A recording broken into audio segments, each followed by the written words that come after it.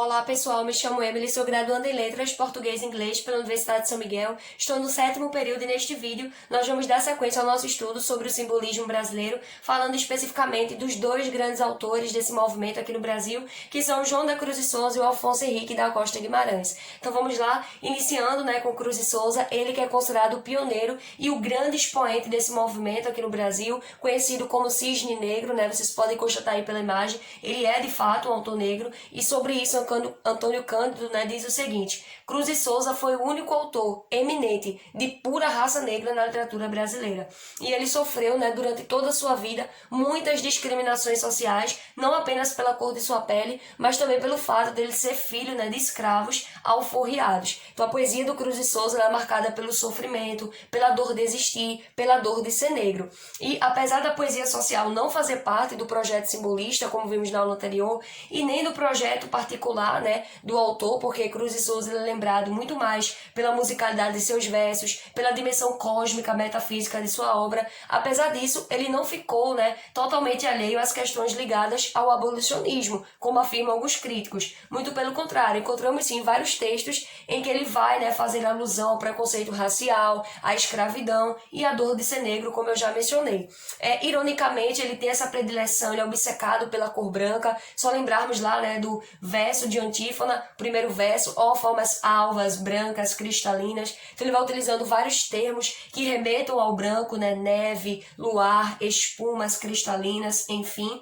Ele vai dar ênfase à musicalidade de seus versos e vai se utilizar principalmente da figura de linguagem, denominada aliteração, que consiste na repetição dos sons consonantais para sugerir, para criar metáforas. Sua obra vai ser marcada por um clima de misticismo, como eu falei, metafísico, essa espiritualidade, esse forte poder que o Cruz e Souza tem de transcendência. Lembrando também que ele vai ser muito influenciado pelo satanismo de Charles Baudelaire, e vai aparecer aqui um forte sensualismo. Então, na hora de descrever a figura feminina, ele já vai fazer isso de forma com apelos sensuais.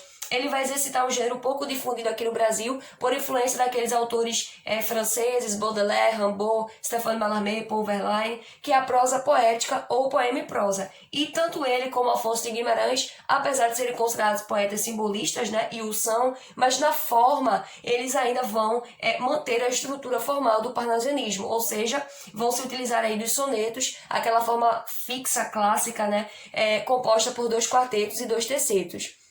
E eu coloquei aqui um poema dele, Violões que Choram, famosíssimo. Nós não iremos lê-lo todo, mas veja já o título, Violões que Choram. Ele se utiliza aqui de uma personificação prosopopeia, aquela figura de linguagem que consiste em atribuir características humanas a seres inanimados. Então, violões não pode chorar, quem chora somos nós, seres humanos. Então, isso é uma personificação. E veja a segunda estrofe que eu coloquei para vocês. Vozes veladas, veludosas vozes, volúpias dos violões, vozes veladas, vagam nos velhos vórtices velozes dos ventos, vivas, vãs, vulcanizadas. Então veja a repetição do V, da consoante V, justamente para sugerir o som que sai aí do violão.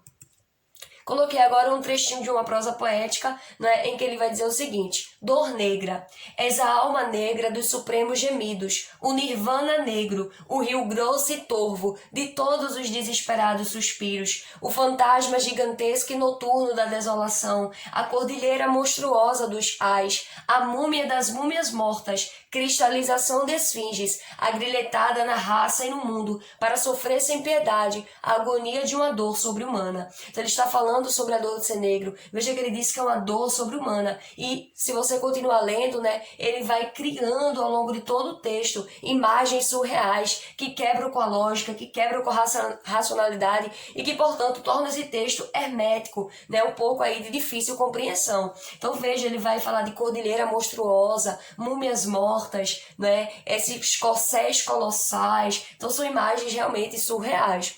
Vamos falar agora um pouco do próximo poeta, que é o Afonso de Guimarães. Ele que é conhecido como Solitário de Mariana, porque viveu boa parte da sua vida isolado do convívio social. E é bem fácil identificar os poemas do Afonso, porque sua produção literária vai ser marcada pelo acontecimento que ocorreu na sua vida, que foi a morte, a perda de sua prima e também noiva, a Constância. Inclusive aqui uma curiosidade literária, essa Constância era filha do romancista Bernardo de Guimarães, autor de Escrava Isaura. E ela morre morre, né, de tuberculose aos 17 anos, de forma prematura e trágica. E isso vai marcar muito o Alfonso, fisicamente, emocionalmente, e também vamos perceber esses traços biográficos na sua obra. Sua obra, então, vai ser marcada de melancolia, angústia existencial, dor, tristeza, saudade dessa noiva morta. E a obra dele, ela está baseada aí em 3 pilares principais: o misticismo, essa espiritualidade, né, que gira em torno de sua obra, o amor, e o amor aqui é sempre idealizado, vai ter, né, a idealização da figura feminina.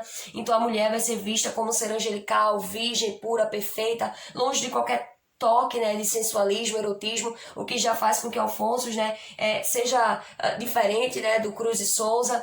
E esse amor sempre idealizado, pueril, aquela coisa lírica, né, então ele vai criando vários sonetos de amor endereçados para essa noiva, né. Então isso faz com que o Alfonso, didaticamente, além de ser considerado um poeta simbolista, seja também considerado um poeta aí neorromântico, por trazer esses traços lá da escola literária do romantismo que já estudamos. E a morte, né, a morte aqui com a conotação positiva, a morte vai ser vista como um veículo através do qual esse poeta vai poder chegar à sua noiva, né, chegar a essa sua amada, né, sair desse mundo, dessa realidade miserável na qual ele se encontra e assim encontrar com o grande amor da sua vida, né, a sua noiva. Seus sonetos são profundamente religiosos, vai aparecer muita religiosidade católica. Ele, né, que era um grande devoto de Nossa Senhora, a Virgem Maria, inclusive vai divinizá-la, né, e compará-la muitas vezes, vai fazer comparações da mulher, né, amada com a Virgem Maria justamente pela a santidade e a pureza dela. E eu coloquei o poema dele famosíssimo, que é Ismalha, em que ele diz o seguinte: quando Ismalha enlouqueceu,